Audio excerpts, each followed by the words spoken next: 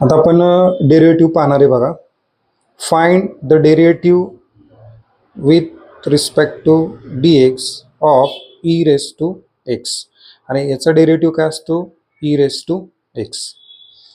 याच्या रिलेटेड आणखी एक फॉर्म्युला आहे, D by D x of E raise to N X is equal to काय येतं? N into E raise to N X. बरोबर. या फॉर्म्युल्यावर आधारित तुम्हाला एक्झाम्पल जर विचारले तर बघा, फर्स्ट एक्झाम्पल असं विचारलं, suppose D by D x of E raise to two X. याचं उत्तर काय येणार आहे बाळांनो?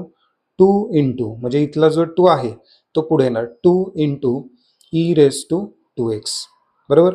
किंवा सेकंड एक्झाम्पल विचारले, D by D x of E raise to 5x is equal to, suppose या ठिकाणी E raise to 5x derivative काय येणार? E raise to 5x. याच्यामध्ये 5x हे पण काय आहे? अल्जेब्रिक फंक्शन आहे, आणि त्याचं डेरिव्हेटिव्ह काय येणार आहे? 5x derivative with respect to 5, म्हणजे विथ रिस्पेक्ट टू x किती येणार आहे? 5. Therefore d by D x of E raise to 5x is equal to काय आलं? 5 into E raise to 5x. Next third example बघा, d by D x of E raise to 10x is equal to काय मिळेल आपल्याला? E raise to 10x derivative काय? E raise to 10x, आणि 10x derivative काय? 10. बरोबर.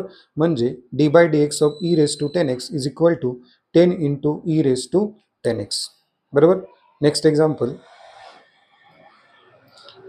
D by D x of E raise to 25x. Therefore E raise to 25x चा derivative काय येणार आहे? ई रेस टू 25x, आणि 25x डेरिव्हेटिव्ह काय येणार आहे? 25. मग इथे येणार 25. आता जर हे 4 एक्झाम्पल समजले असतील तर 5वं एक्झाम्पल तुम्हाला सोडवायचे, D by D x of E raise to 30x is equal to what? Thank you.